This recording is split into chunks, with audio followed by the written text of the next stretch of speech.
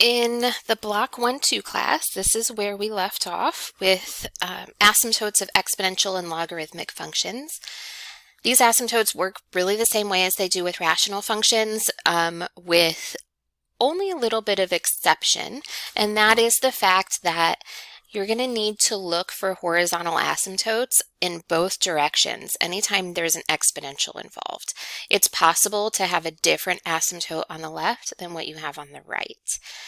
So take some time to read through this page of notes right here, all these descriptions, but basically what it's saying is that anytime there's an exponential involved, you're going to look for a horizontal asymptote. And you'll need to look on both sides for that. Now, we look for horizontal asymptotes by kind of thinking about what the limit would be as x goes to infinity or negative infinity, and we'll see examples. Anytime you have a log function, you're going to want to look for vertical asymptotes because we know that the argument of a log function cannot be 0 and can't be negative either.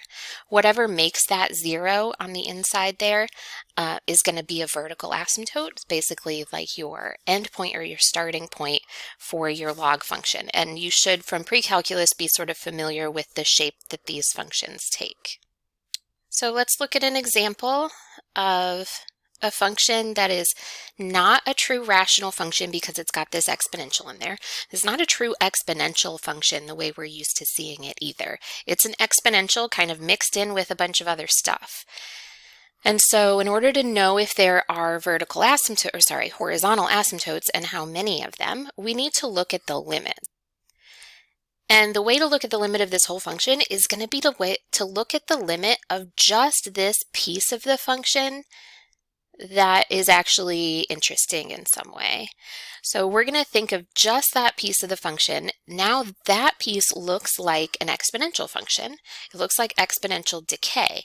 So we're going to consider just that piece. What is the limit as x goes to infinity of this function?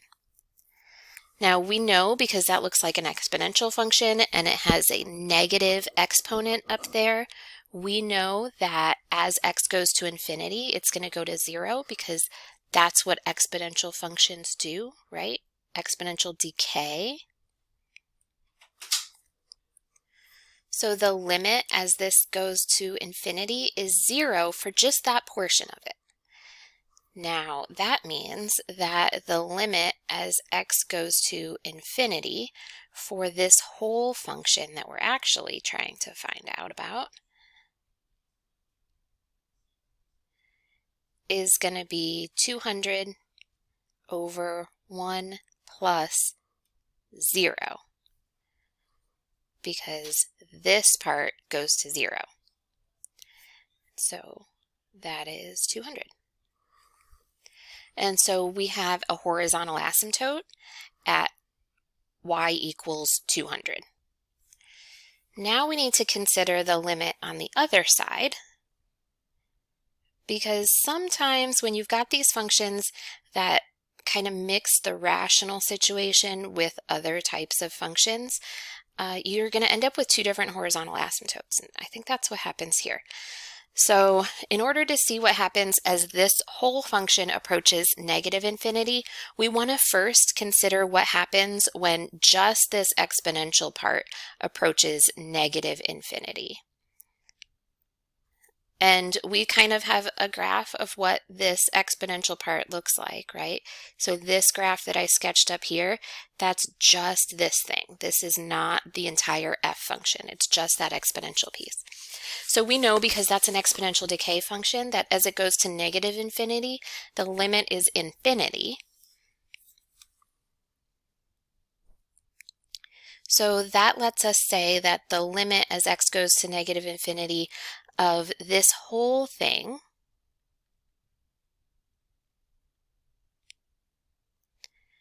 is going to be like 200 over 1 plus infinity, which is a little bit weird. You can't actually do 1 plus infinity. So this is like, it's like a 200 over infinity. So we're basically saying you've got a numerator that is fixed at some finite number and you're denominator is getting infinitely big. And we know that when that happens with fractions, if your numerator doesn't change but your denominator gets bigger, then those fraction values are getting smaller and smaller and smaller, but never going to be negative and never really going to be 0.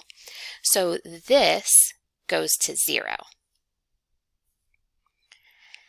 And so we can say y equals 0 is a horizontal asymptote to the left.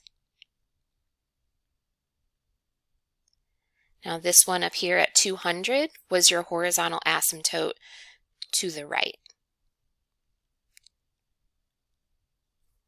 And I encourage you to pull up Desmos or something and graph this original function and see what that looks like to have two different horizontal asymptotes. But it's probably going to be a graph that does like something like this, where we've got a horizontal asymptote here and then another horizontal asymptote on the x-axis, something like that. But go ahead and graph it and see, and you can sort of verify that and get a mental picture of what that does. The next thing in this section is intercepts, and this is not new information to you. You've been learning about finding x and y intercepts since Algebra 1 at the latest. So we're going to go through this kind of quickly, but the x-intercepts happen if y is equal to 0, and the y-intercepts happen when x is equal to 0. So we're going to do both of those things and solve. Plug in 0 for y, solve for x, plug in 0 for x, and evaluate the y, and just see what happens to get these x-intercepts. So one little caveat is that before we do this, we need to make sure your function is simplified. And we'll see, once we simplify this, we'll see a little bit more why that's important. So the first thing I'm going to do is factor this. Now, once we get it factored, we can see that this function is in fact simplified. So that's great. Now we're going to jump in with finding the x-intercepts. To find the x-intercepts, we're going to plug in 0 for y, and we're going to say what makes this whole thing equal to 0.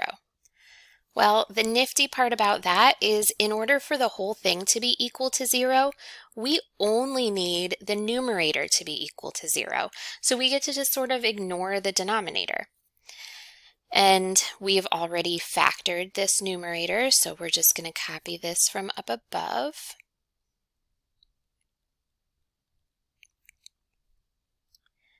And we get 3 zeros here.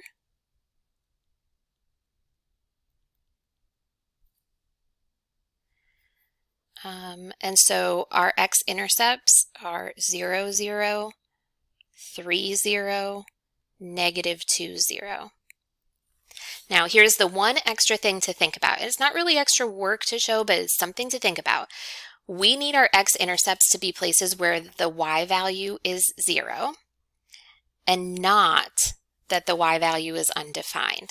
And so that's where it was important to factor this in the beginning and make sure that it's simplified, because we want to make sure that anything that makes the denominator 0 we can call an x-intercept, or sorry, anything that makes the numerator 0 we can call an x-intercept, but if it also makes the denominator 0, then that's undefined and it's not an x-intercept. So we want to avoid any values that make the numerator and the denominator equal to 0. And the way that we avoid those is by simplifying first. If there's any common factors between the numerator and the denominator, we just get rid of them. Because otherwise we're going to end up with like maybe something that was actually a whole that we're calling an x-intercept that's not truly an x-intercept. So it is important to just verify that your function is simplified first, and if it's not, go ahead and simplify it, factor it, cancel out any common factors, and then go about this process where all you really have to do is say what makes the numerator equal to 0, as long as you're already certain that none of those values also make the denominator 0. All right, to find y-intercepts, we plug in 0 for x. So we're going to say y is equal to 0 cubed minus 0 squared minus 6 times 0. I'm looking at this unfactored version now. Now, of course, you could plug in 0 to the factored version also, but I think it's easier to look at the unfactored version in this particular instance. And of course, that ends up just being 0. So your y-intercept, 0, 0. In example 8, they're asking us to find asymptotes and intercepts of this function. So this is an exponential function. It has potential for horizontal asymptotes. There's not going to be any vertical asymptotes because there's not going to be anything that makes this undefined. The domain here is all real numbers because you could put absolutely any number in for x. It doesn't matter if it's positive or negative or rational, irrational. Any number can go in for x. We would be able to evaluate that. So that's sort of the reason that we know we don't have to look for vertical asymptotes at all. Exponential functions have potential for horizontal asymptotes only. So we're going to say, what's the limit as x goes to infinity of this function, and also what's the limit as x goes to negative infinity of this function? And in order to think about that, I'm going to think about what's the limit as x goes to infinity of just the part that has the e in it. That's an exponential function. As x gets larger, the whole thing gets larger. And so as x goes to infinity, this function goes to -2 plus infinity, which is infinity. And so there is no horizontal asymptote on that side.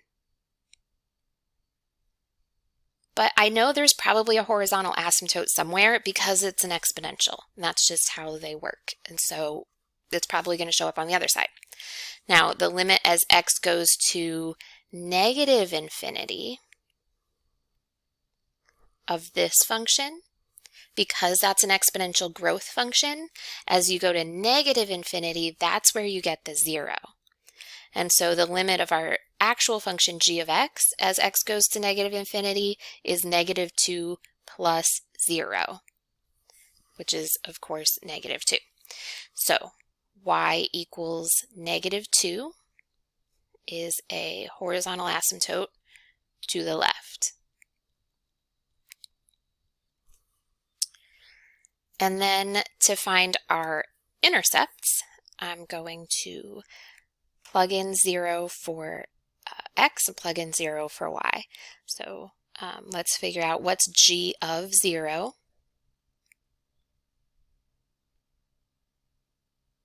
Plug in 0 there. This e to the 0 power is 1. So -2 plus 1, -1. And so that tells me that 0, -1 is the y-intercept. If I plug in 0 for y, I'll get your x-intercept. So that's plugging in a 0 on this side.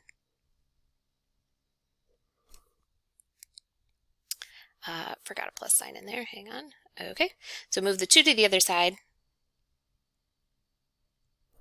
And then we're going to use natural logs. Natural log of 2 equals 0.5x. And so x is going to be equal to the natural log of 2 divided by 0.5. And according to my notes, that is approximately 1.386. And so that's your x-intercept, 0 is x-intercept. And again, I encourage you to look at the graph of this function and just sort of verify that. See how they all show up on the graph and verify what all of those things look like.